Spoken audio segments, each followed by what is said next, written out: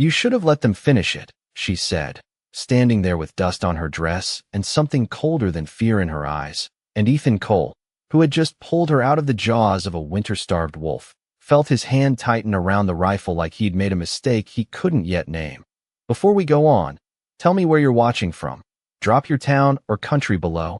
And if you believe some choices follow a man longer than any shadow, stay with me, because this one doesn't end the way it starts. The wind cut across the high plains in slow, dry waves, carrying the smell of sage and something faintly metallic, and the trees behind them creaked like old bones settling into the cold, while the last of the wolves lingered just beyond the tree line, not gone, not rushing, just waiting like they understood something Ethan didn't. He had seen fear before, on cattle caught in a storm, on green boys holding a gun for the first time. But this wasn't fear, this was a kind of quiet surrender that didn't belong in a body still breathing. You're safe now, he said, though the words felt thin the moment they left his mouth, and she almost smiled, not with relief, but with something closer to pity, like he was the one who didn't understand where they stood. Ethan Cole wasn't a man who asked questions twice, not after the war, not after the long years drifting from one stretch of land to another, but something about the way she stood, barefoot in the dust, shoulders squared, against the cold, like she'd been waiting for something worse than wolves, kept him there. Her name, he would learn later, was Clara Whitlock, though right now it didn't matter what she was called, only that she hadn't run when the wolves closed in, hadn't called out, hadn't even looked surprised when he dragged her back across the frozen ground. He studied her the way a rancher studies a storm rolling in, measuring distance, reading signs. And what he saw didn't line up with a woman lost or hunted by chance. There were marks on her wrists, old ones, not fresh, and a ring on her finger with the engraving worn down like someone had taken a blade to it, slow and deliberate. Why were you out here? He asked, voice low, careful, the way a man speaks when he knows the answer might change something. Clara didn't answer right away, just looked past him toward the open land stretching miles in every direction, empty in the way only the frontier could be empty, like it swallowed people whole and didn't bother remembering their names. I wasn't lost, she said finally, and the words settled heavier than the wind. Somewhere behind them, a branch snapped, not loud, not sudden, but enough, and Ethan's head turned just slightly, instincts sharpening, because out here, nothing moved without reason. When he looked back at her, she was already watching the horizon, not the trees, not the wolves, but the distant line where sky met dust, like she knew something was coming. You saved me, she said, almost thoughtful, then shook her head once, slow, certain, and you shouldn't have. The wind did not stop, it never did out here, but something in it shifted, like the land itself was holding its breath, and Ethan Cole felt it before he understood it, the way a man feels a storm long before he sees the clouds. Clara Whitlock stood with her eyes fixed on that thin line where the horizon bent. And for a moment, she looked less like someone who had been saved and more like someone counting down the seconds to something she had already accepted. Ethan adjusted his stance, one boot, grinding into the dust, rifle lowered but not forgotten, because whatever had put that look in her eyes had not come from wolves, and it was still out there somewhere, moving closer. You expecting someone? He asked, voice steady, though his gaze had already begun to sweep the distance, measuring the emptiness the way a man measures danger. Clara did not answer right away, and when she did, her voice was quieter than the wind, almost lost in it, not expecting, just knowing, and that word settled between them heavier than anything she had said before. Ethan followed her line of sight, and saw it then, not much at first, just a faint disturbance where the dust lifted in small, uneven breaths, too deliberate to be natural, too steady to be the wind, and his jaw tightened slightly as he counted without moving. His lips, one, then two, then three shapes forming where the land met the sky. Riders. They were still far, maybe half a mile out, but they were coming straight, not wandering, not searching, riding like men who already knew where they were headed. Ethan exhaled slowly, the kind of breath a man takes when the day is about to turn into something else entirely, and he glanced back at Clara, expecting fear this time, expecting urgency. But what he saw instead was worse, acceptance, the kind that had been carved in long before this moment. Friends of yours? He asked, though he already knew the answer. Clara's lips pressed together, not in hesitation, but in restraint, as if words were something she had learned to spend carefully. And when she finally spoke, she did not look at him. "They will not ask questions," she said. "They will not listen either." And that was all. The wolves shifted again behind the trees, restless, uncertain, caught between instinct and something they could not name. And Ethan realized the animals were not the only ones that understood something was off about this place, this moment, this woman. He took one step closer to her, not enough to crowd, just enough to be heard without raising his voice. "Then you better start talking," he said, because silence was no longer an option, not with 3 riders closing in and the sun beginning its slow drop toward the edge of the world. Clara finally turned her head, her eyes meeting his fully for the first time since he had pulled her out of the cold. And there it was again, not fear, not relief, but something sharper, something that cut through a man's certainty. "If they take me back," she said, each word measured, deliberate, "then everything you just did means nothing." And she paused, just long enough for the wind to carry the weight of it. "And more people will pay for it than you can count." And Ethan Cole, who had spent years avoiding other people's trouble, felt the ground shift beneath his boots, because whatever he had stepped into was no longer just about a woman in the woods. It was about a choice that had already been made the moment he pulled the trigger and decided she was worth saving. The distance between them and the riders shrank with every passing second, not fast enough to cause panic, but steady enough to leave no doubt. And Ethan Cole knew that kind of movement. Men who did not rush because they did not need to. Men who believed the end of the trail was already decided. He shifted his weight slightly, eyes narrowing as the shapes grew clearer. 3 horses, dark against the pale dust, each rider sitting straight, not scanning, not hesitating, just riding with purpose. Clara Whitlock did not move, did not step back, did not even turn away, and that was what unsettled him most, because a person who wanted to live always made some kind of move, even a small one. But she stood like the outcome had been written long before this day began. "You said more people would pay," Ethan said, voice low, controlled. "Start with who?" And for a moment he thought she would stay silent again. But something in his tone must have reached her, because she exhaled slowly, like she was letting go of something she had been holding for too long.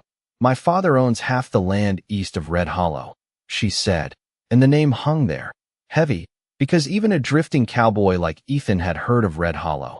A place where deals were made without witnesses and truth was something that changed depending on who had the papers. "Whitlock," Ethan said quietly, more to himself than to her, and she nodded once, not with pride, but with a kind of resignation. The riders were closer. Now, maybe a quarter mile, their outlines sharper, coats catching the light, and Ethan could see one of them raise a hand briefly, a signal, not to stop, not to change course, just to confirm what they already knew. "They are not here for you," Clara continued, her voice steady. "They are here for what I know." And she reached into the fold of her dress, not fast, not threatening, just deliberate, and pulled out a small piece of folded paper, worn at the edges, the kind of thing that had been carried a long time. She did not hand it to him, only held it there between them, like a question without words. Ethan did not reach for it, not yet, his eyes flicking from the paper to the riders and back again, calculating, because paper could mean a lot of things out here, but the way she held it told him this was not just ink, and ink alone did not bring 3 men across open land without pause. "If they take that," she said, almost under her breath, "they bury everything with it." And there it was, the reason beneath the reason, not survival, not fear, but something heavier, something tied to names and land, and the kind of power that did not show itself until it was too late. Ethan finally extended his hand, slow, giving her time to pull back if she wanted, but she did not, and the paper passed from her fingers to his. Light as it was, it felt like more than it should have, like holding a decision instead of an object. He did not open it, not with the riders closing in and the light beginning to thin, because some things changed a man the moment he read them, and he had learned to choose those moments carefully. "You could have burned it," he said, eyes still on the horizon, and Clara's lips curved just slightly, not a smile, not quite. "I tried," she said. "It did not feel right." And that answer told him more than any explanation could have. The wind picked up again, carrying dust across their boots. And behind them the wolves had gone still, completely still now, like they had decided this was no longer their hunt. The riders were close enough that Ethan could see the line of their hats, the set of their shoulders, and he felt that familiar pull in his chest, the one that came before a man decided whether to walk away or stand his ground. He glanced at Clara one more time, expecting doubt, expecting hesitation, but all he saw was that same quiet certainty, and he understood then. She had already made her choice long before he arrived. The only question left was what he would do with his. The riders did not slow when they came within 100 yards, and that told Ethan Cole everything he needed to know about the kind of men they were, because decent men slowed down, decent men called out, decent men gave space for words to exist, but these men rode straight through the silence like it belonged to them, like everything out here eventually did. Ethan shifted his stance just enough to place himself between Clara Whitlock and the open land, not in a way that drew attention, not in a way that challenged, just enough that if someone was looking, they would see him first, and that was a habit he had not unlearned. Even after all these years, Clara did not step back, did not hide behind him, and that, more than anything, made him understand she was not looking to be protected, she was waiting for something to play out the way it was meant to. The three riders came to a stop about 20 feet away, close enough for voices to carry without effort, far enough to keep distance if distance was needed. And for a moment no one spoke, just the sound of leather shifting, horses breathing, the wind threading its way through everything like it had no stake in what came next. The man in the middle tilted his head slightly, studying Ethan with the kind of quiet interest that came from weighing a situation instead of reacting to it. And when he finally spoke, his voice was calm, almost polite. "You picked up something that does not belong to you," he said, and his eyes moved past Ethan, settling on Clara without surprise, without urgency, like finding her had never been in doubt. Ethan did not turn, did not give them the satisfaction of seeing where his attention rested. He just stood there, one hand loose at his side, the other still holding the folded paper, and he answered in the same tone, "Looks to me like she is standing on her own." And the words hung there, simple, but carrying weight. The man's expression did not change, but something behind his eyes sharpened. Not anger, not yet, just recognition that this would not be as easy as expected. "Miss Whitlock," the man continued, his voice shifting slightly, not softer, but more precise, like he was stepping into a role he had played before. "Your father is concerned." And that word, concerned, landed wrong in the open air, too clean for the situation it tried to describe. Clara let out a quiet breath, almost a laugh, but without humor, and for the first time since the riders had arrived, she spoke directly to them. "He is not concerned," she said, her voice steady. "He is careful," and the distinction settled like dust in still air. The man's gaze flicked to Ethan then, just for a fraction of a second, and in that glance Ethan saw the calculation, the quick adjustment, the understanding that the presence of one extra man changed the shape of things, not enough to stop it, but enough to require a different approach.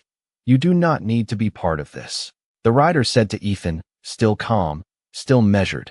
"Take your horse and ride west, forget you saw her, and this ends clean."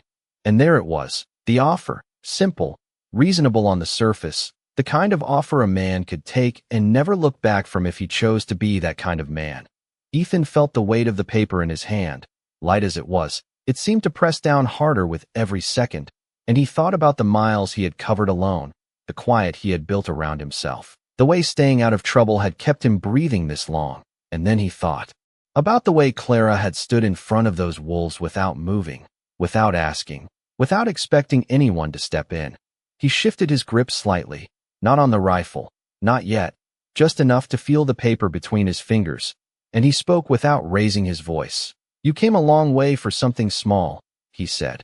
"Must mean it is worth more than it looks." And the man in the saddle watched him for a moment longer. That calm still there, but thinner now, stretched just enough to show what lay beneath it, because out here, choices were not made in words, they were made in where a man chose to stand, and Ethan Cole had not stepped aside.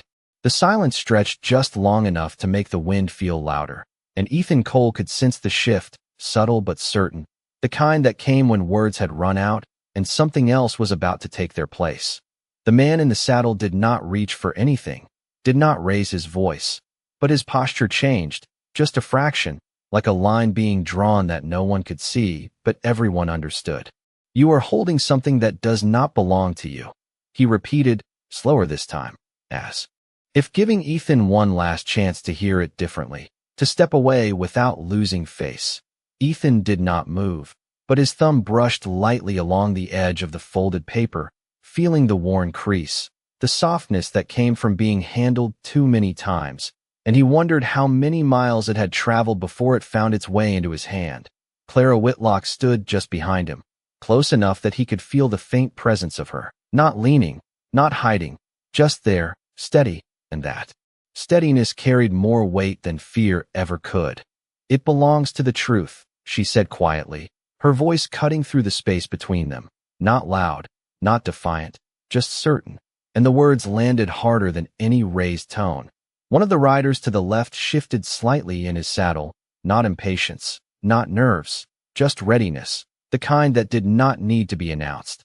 The lead rider's gaze returned to Clara, and for the first time there was something else in it, not anger, but something colder, something that came from knowing a situation was slipping out of its expected shape. "Truth is a matter of record," he said, each word placed carefully. "And records can be corrected." And that was when Ethan understood that whatever was written on that paper was not just inconvenient. It was dangerous to someone who believed they had the right to decide what counted as real. The wind carried a thin trail of dust between them, blurring the line for a second before it settled again, and Ethan made a small decision, not spoken, not dramatic, just a shift in where he placed his weight, grounding himself in the spot he had chosen. "Then you should have brought a pen," he said, his tone even, almost dry, and for a brief moment, something flickered across the rider's face, not quite surprise, not quite irritation, but the recognition of a man who was not playing the part expected of him. Clara let out a slow breath behind Ethan, and though she said nothing, there was a change in it, a slight release, like the world had tilted just enough to give her a different path than the one she had been walking toward. The riders did not advance, but they did not leave either, and that balance, that stillness, felt heavier than motion ever could. The lead rider finally inclined his head, just a fraction, a gesture that might have been respect in another life, in another place. But here it carried something else, acknowledgement, not agreement, but awareness that this would not end quickly. "You are making this harder than it needs to be," he said, and his voice was quieter now, almost thoughtful, "for yourself." And the way he said it made it clear he believed that to be true. Ethan glanced back at Clara then, just once, and in that glance he did not ask a question, did not seek permission. He simply measured what was already there, the resolve, the weariness, the quiet refusal to step back into something she had already escaped. When he looked forward again, his eyes settled on the man in the saddle, steady, unhurried, and he spoke the only thing that mattered now. "Maybe it needs to be." And the words hung in the air, simple, final, like a door closing somewhere behind them that none of them could walk back through.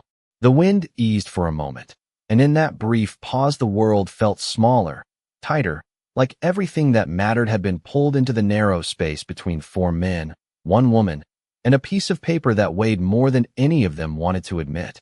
Ethan Cole did not reach for his rifle, did not step forward, but there was a stillness in him now that had not been there before, the kind that came when a man stopped considering the road behind him and accepted the one in front, the lead. Ryder watched him carefully, measuring not just his words but the absence of movement, because out here, the most dangerous thing was not a quick hand. It was a man who chose not to move at all. Clara Whitlock shifted slightly behind Ethan, not retreating, just adjusting her footing as the dust slid under her boots. And for the first time since the riders had arrived, her gaze moved away from the horizon and settled on the paper in Ethan's hand, as if seeing it there, in someone else's grip, made it real in a way it had not been before. "You do not understand what you are holding," the rider said, and there was something different in his voice. Now, not softer, but more deliberate, like he was choosing each word with care. "That paper does not change what is already decided." And Ethan considered that for a moment, The idea that something could be decided without being true, and he let out a quiet breath, the kind that carried no humor but held a trace of it anyway. Then you would not be here, he said, and that was enough. Enough to show he understood more than they expected, enough to shift the balance just slightly further. One of the men to the right glanced toward the others, a small movement, quick, almost missed, but Ethan saw it, the kind of look men shared when a simple task became something else, something less certain. Clara took a single step forward then, not past Ethan, just enough to stand beside him instead of behind, and the change was small, but it carried weight, because it was no longer a man shielding a woman, it was two people choosing the same ground. You told him to let you die, Ethan said quietly, not looking at her, his eyes still on the riders. But you carried that paper all this way. And Clara's breath caught just slightly, not in fear, but in recognition of the truth in his words. Dying would have been easier, she said, her voice steady again. But easy does not mean right. And the words settled into the space between them like something that had been waiting to be said for a long time. The lead rider's expression did not change, but the calm in him had thinned further, stretched to the point where it could not hold much more, and he straightened slightly in the saddle, not as a threat, but as a man preparing for a different kind of outcome. There are places where this can still end without trouble, he said, and though his tone remained even, there was an edge now, a quiet pressure beneath the surface. Give us the paper, and you both walk away. And it was a good offer, the kind that made sense, the kind that could close this moment cleanly if a man was willing to accept that some things were not his to carry. Ethan felt the wind return, brushing against his coat, tugging lightly at the edges like a reminder that nothing out here ever stayed still for long. And he looked at the paper in his hand for the first time since taking it, not opening it, just seeing it, seeing the worn fold, the faint mark where it had been pressed too tightly, and he thought about all the miles behind it, all the choices that had led it here. Then he looked up again, his gaze settling on the man in front of him, steady, unhurried, and he made his own choice without speaking it out loud, because out here, a man's decision was not in his words, it was in what he did next, and Ethan Cole did not extend his hand.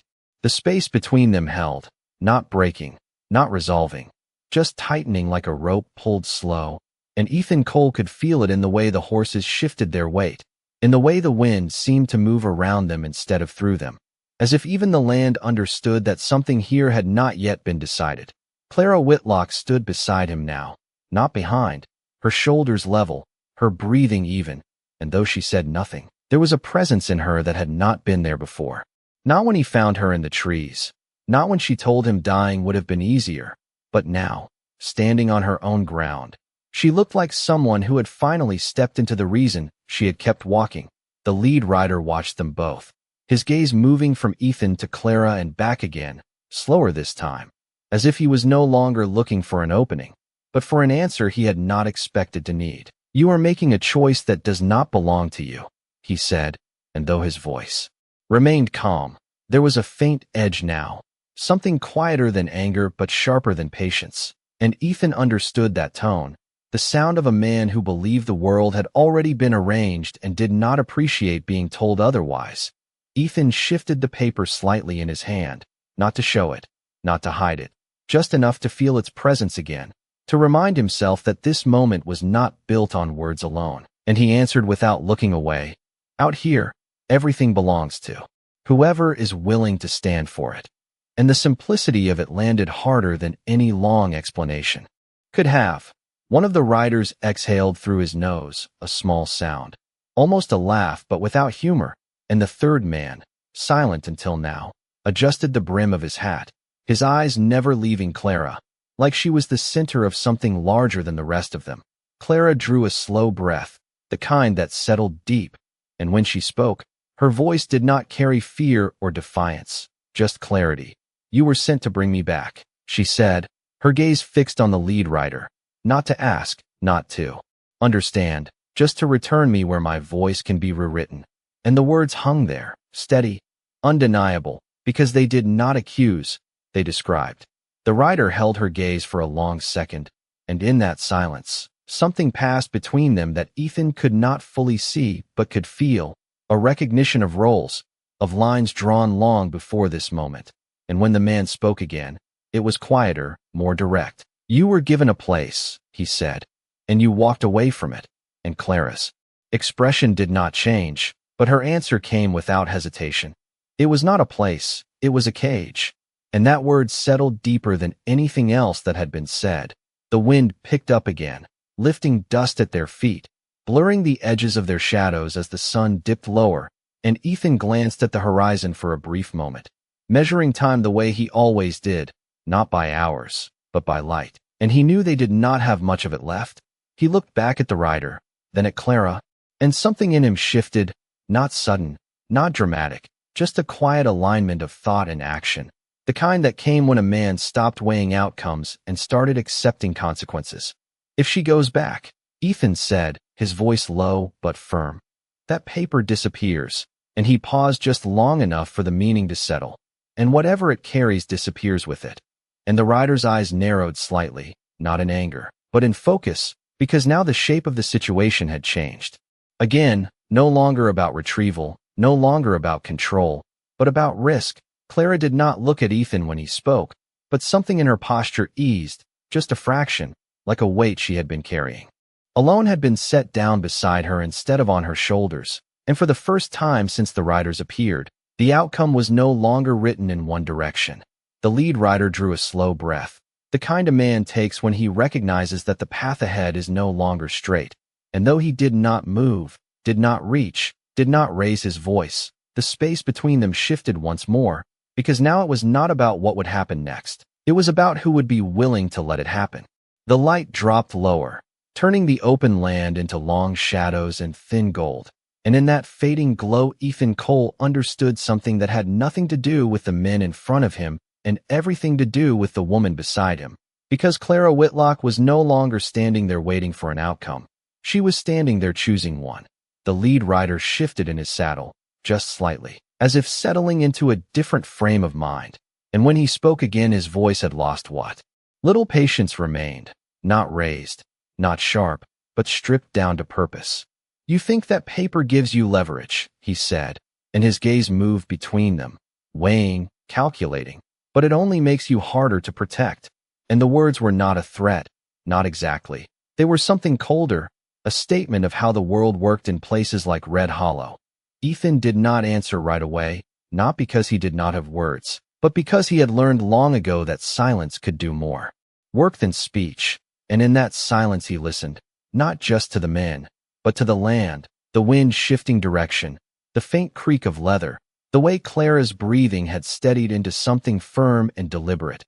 "Protection was never the point," Clara said then, her voice quiet but clear, and she took one more small step forward, placing herself fully beside Ethan, not behind him, not using him, just standing where she had decided to stand. The rider's eyes narrowed slightly, not in anger, but in recognition, because that step changed something, made this no longer a matter of retrieval, but of resistance. "You are making this about something it is not," he replied, and there was a trace of something beneath his words now, not doubt, but pressure, the kind that came when time started to matter more than control. "This ends one way." And Clara tilted her head just a fraction, her expression unchanged. "It already did," she said. And for a moment, even the wind seemed to pause again. Ethan glanced at her, just once, and in that glance he saw it clearly, not fear, not desperation, but a line she would not cross again, no matter what stood in front of her. And that understanding settled into him in a way that felt heavier than the paper in his hand. The riders exchanged brief looks, subtle, quick, the kind men shared when plans shifted without words, and Ethan caught it. The smallest tightening of shoulders, the shift of weight in the saddle, the recognition that whatever happened next would not follow the path they had ridden in on. "You can still walk away," the lead rider said, turning his attention back to Ethan, and this time the offer carried less ease, less certainty, like it had already begun to slip. "This is not your fight." And Ethan let out a slow breath, the kind that carried years behind it, years of choosing distance over involvement, silence over consequence. And he felt that old instinct stir, the one that told him to step aside, to let the world handle itself the way it always had. But then he looked at Clara again, at the way she stood without asking, without expecting, and something in that quiet refusal settled his own hesitation. "It is now," he said, not loud, not forceful, just certain, and the words did not echo. They did not need to, because out here, certainty did not come from volume. It came from where a man planted his feet. The sun dipped lower, stretching their shadows long across the dust, merging them in a way that blurred the line between one and the other, and the moment held, balanced on something fragile and unspoken, because no one had moved, no one had reached, and yet everything had already changed. The path behind them closed, the one ahead no longer theirs alone to choose. The last of the sunlight slipped lower, turning the dust between them into a dull glow, and Ethan Cole felt the moment stretch thinner, like something that could break without warning, not from force, but from the weight of what none of them were saying.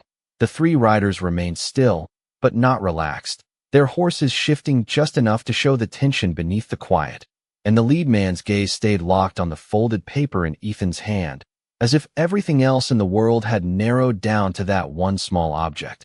Clara Whitlock did not look at the riders now, did not even glance at Ethan, her eyes fixed somewhere beyond them, like she could already see the place this road would lead if no one chose differently. "You think standing there changes anything?" the rider said, his voice quieter now, stripped of persuasion, left only with certainty. "But it only delays what comes next." And Ethan heard it for what it was, not a threat, not a warning, just a belief spoken out loud. Ethan rolled the edge of the paper once between his fingers, not enough to crease it, just enough to feel its presence again, and he spoke without hurry. "Delay can be the difference," he said, and the words were simple, but they carried the kind of weight that came from a man who had lived long enough to know how time could shift outcomes in ways no one planned for. One of the riders let out a slow breath, glancing toward the horizon as if measuring the light the same way Ethan had been, and that small movement told him something important. They were not here for a long standoff. They had expected this to be finished already. Clara took another small step forward then, just enough that the space between her and Ethan disappeared completely, and for a moment their shadows overlapped in the fading light, merging into one shape stretched across the dust. "If you take it," she said, her voice calm, directed at the riders, "you do not just erase what happened, you make it disappear like it never mattered."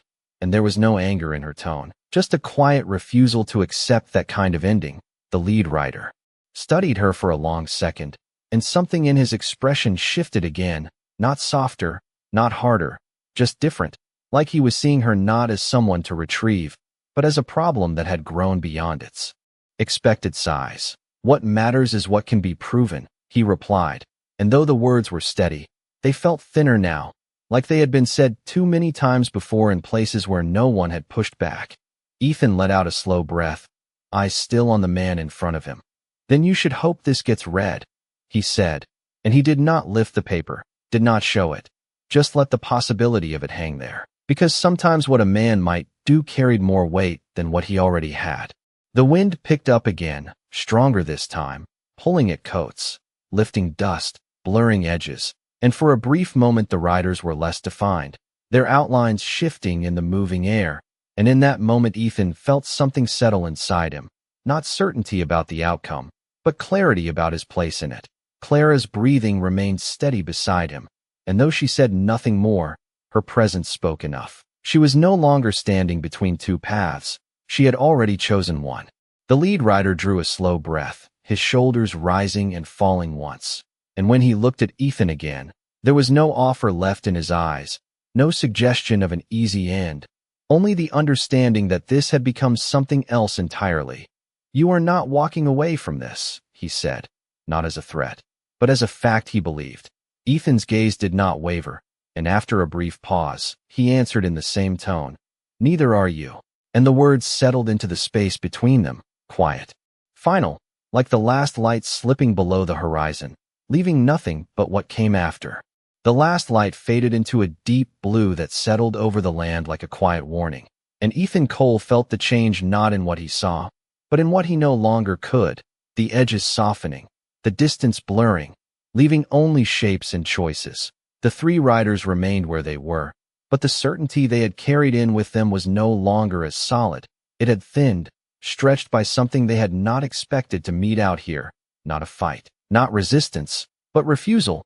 Clara Whitlock stood beside Ethan without shifting, her eyes no longer on the horizon, no longer on the men, but somewhere inward, as if she was measuring something deeper than the moment in front of her, something that had been building long before this night settled over them.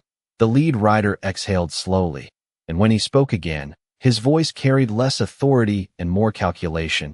"You are holding on to something that will not protect you," he said, and the words were not meant to convince anymore, only to define the limits of what he believed. Ethan let the silence sit for a second before answering, his voice low, steady. "It is not supposed to." And that was the truth of it. The paper was not a shield. It was a weight, one that changed what came next whether anyone wanted it to or not. One of the riders shifted in his saddle, glancing toward the darkening horizon, and that small movement told Ethan what he needed to know. Time mattered to them now, more than control, more than pride.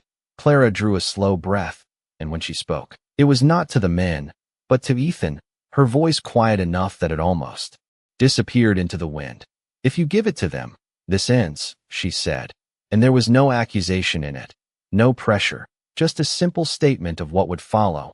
Ethan did not look at her right away, his eyes still fixed ahead, because he understood what she was offering, not a command, not even a request, but a way out for him, a path back to the kind of life he had been living before he stepped into this. "And if I do not," he said, more to the air than to her, and Clara answered just as simply, "Then it begins." And those two words carried more weight than anything else that had been spoken all evening. The lead rider heard it too, and something in his posture shifted again, not forward, not back, just enough to show that the line between ending and beginning had become real.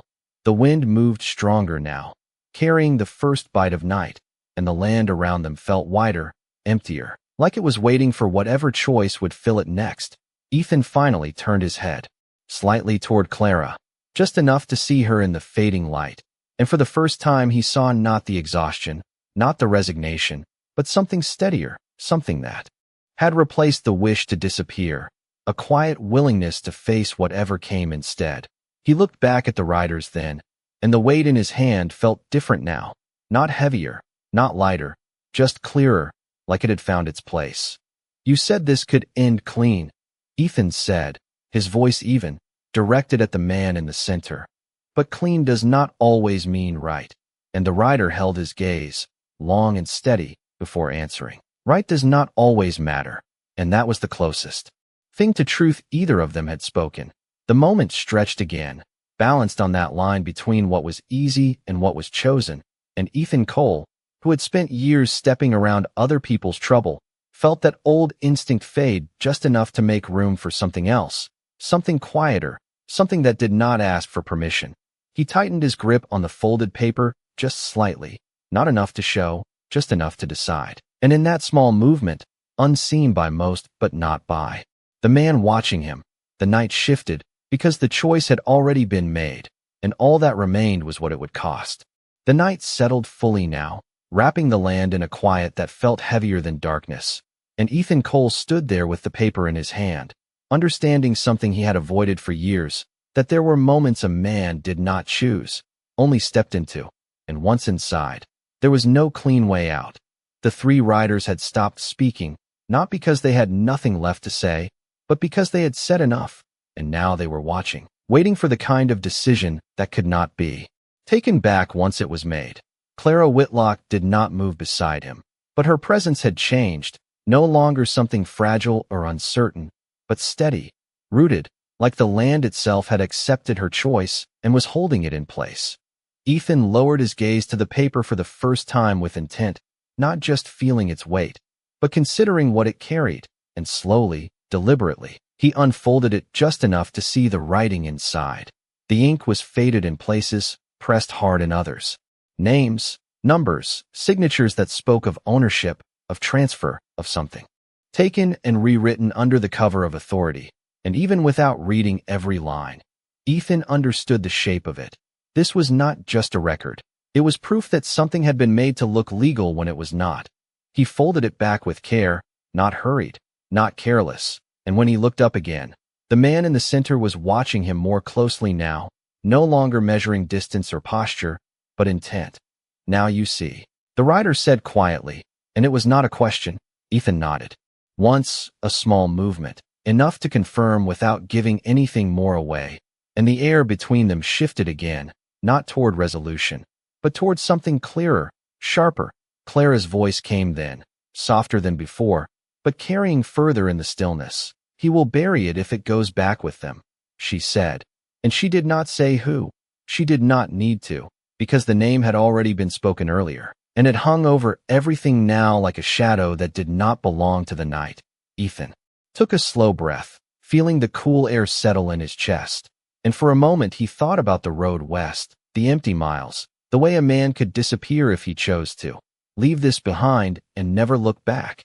And the thought was there, real, solid, the kind that had guided him through years of keeping his distance from anything that could tie him down. But then he looked at Clara again, not at her face, but at the way she stood, the way she had stepped forward when she could have stayed behind, the way she had chosen to carry something that made her a target instead of putting it down and walking away. And something in that choice settled against his own. "If it gets buried," Ethan said slowly, his voice even, "then it never happened." And the words were not for the riders. Not entirely. They were for himself as much as anyone, a line drawn in a place he had spent years avoiding. The lead rider did not respond right away, and in that pause, the wind moved again, brushing across the ground, carrying dust and the faint scent of dry grass. And when he finally spoke, his tone had changed once more, not softer, not harsher, just stripped of anything unnecessary. "That is the point," he said. And there was no pretense left in it now, no careful wording, just the truth as he saw it. Ethan held his gaze, steady, unhurried, and for a moment neither of them moved, neither of them spoke, because the distance between what was easy and what was right had closed completely, leaving only what each man was willing to stand behind. Clara did not speak again, but the silence beside Ethan was no longer empty. It was full, carrying the weight of everything that had led them here, everything that would follow, and in that silence, Ethan Cole made the final part of his decision, not with a word, not with a gesture anyone else could see, but with the quiet understanding that whatever came next, he would not be stepping away from it. The night held steady around them, deep and unbroken, and Ethan Cole felt the weight of it settle into his bones, not heavy like fear, but firm like a decision that had already taken root. The three riders remained where they were, but something in their stillness had changed, not retreat, not advance, just the quiet recognition that whatever they had come for would not be taken the way they intended. Clara Whitlock stood beside Ethan without a word, her gaze no longer searching, no longer distant, but grounded, like she had finally arrived at the place she had been walking toward all along. Ethan looked down at the paper one more time, not to read it again, but to understand what it asked of him, not as a document, not as proof, but as a choice, a line that once crossed could not be uncrossed. He exhaled slowly, the air cool against his lungs, and then he did something none of the men expected, something so simple it carried more weight than any drawn weapon or raised voice. He folded the paper once more, carefully, and stepped forward, not toward the riders, not away from them, but just enough to shift the space, to make it clear that what came next would not follow the shape they had brought with them. The lead rider watched closely now, his eyes narrowing slightly, not in anger, but in focus, because this was the moment he had been waiting for, the point where a man either handed something over or let it go. Ethan did neither. Instead, he turned his head slightly toward Clara, not asking, not seeking approval, just acknowledging her presence in this choice.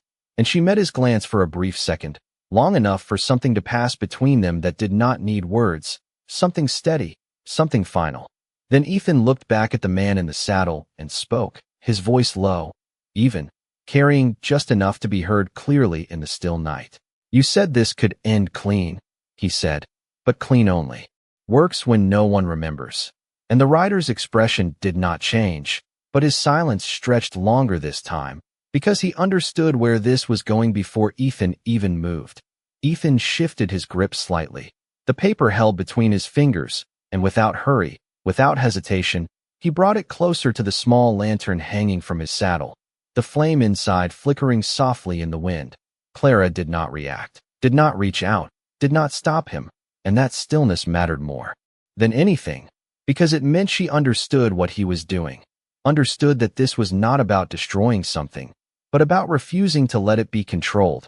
The rider's voice came then, sharper now, not raised, but urgent in a way it had not been before. "Think carefully," he said. "Once it is gone, you have nothing left to stand on."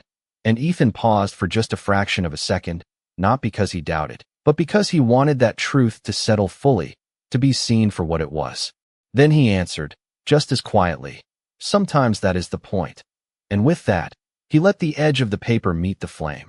It caught slowly, not all at once, the fire tracing the worn crease, curling the edges inward, turning ink into something weightless, something that could no longer be owned or hidden or rewritten. The wind carried the faint ash upward, scattering it into the dark, and for a moment no one moved. Not the riders, not Clara, not even Ethan, because what had just happened could not be undone, could not be taken back. And in that stillness, something shifted, not in the land, not in the night, but in the space between them, because the paper was gone, and with it, the control it represented, leaving only people and the choices they had made, standing in the quiet that followed. The ash drifted upward and disappeared into the night, and for a long moment no one spoke, not because there was nothing left to say, but because the thing that had brought them all there was gone, and without it, words felt smaller, less certain, like they no longer had anything solid to stand on. Ethan Cole lowered his hand slowly, the last trace of heat fading from his fingers, and he did not look at the riders right away, because he already knew what would be there, not anger, not chaos, but something quieter, something harder to face, the absence of control. When he finally lifted his gaze, the lead rider was still watching him, but the certainty that had carried him across miles of open land was no longer the same. It had not vanished, but it had changed shape, forced into something less defined. No one reached for anything, no one raised their voice, and that was the truth of it. Out here, the loudest endings were not made with noise, they were made with silence that left no room for anything else. Clara Whitlock stood beside Ethan, her shoulders no longer tense, her breath no longer measured against fear, and for the first time since he had found her in the trees, she looked like someone who had stepped out of a shadow she had been living in for too long. She watched the last ember fade, and though her expression did not soften, something in her posture did. Not relief, not exactly, but a quiet release, like a weight she had carried across miles had finally been set down where no one else could pick it back up. The wind moved through again, gentler now, carrying the faint smell of ash away from them, and the land stretched out in every direction, empty in the way it always had been, but somehow different, like the space itself had shifted just enough to hold what had just happened. The lead rider drew a slow breath, and when he spoke, his voice was lower than before, not in defeat, not in surrender, but in acknowledgement. "You have made your choice," he said, and this time there was no argument in it, no attempt to reshape the moment, just a simple recognition of what stood in front of him. Ethan nodded once, a small movement, because there was nothing else to add, no explanation that would make it clearer than what had already been done. The other two riders shifted slightly, not forward, not back, just enough to show that whatever had been expected of them was no longer within reach, and one by one, without urgency, without looking away, they turned their horses. No threats followed, no promises, just the quiet understanding that some things, once gone, could not be reclaimed the same way. Clara watched them go, her eyes steady, not tracking them with fear, but with something closer to closure, and when the last outline disappeared into the dark, she let out a breath that seemed to carry more than just the moment, more than just the night. Ethan remained where he was, his gaze on the empty space they had left behind, and for a second, the old instinct returned, the one that told him to leave, to ride west, and let this fade into the miles like everything else had. But he did not move. Clara turned to him then, and for the first time, there was something different in her eyes, not gratitude, not something as simple as that, but a quiet understanding, and she spoke softly. "You did not save me," she said, the same words she had given him before. But this time they carried something else. Ethan looked at her, waiting, and after a brief pause, she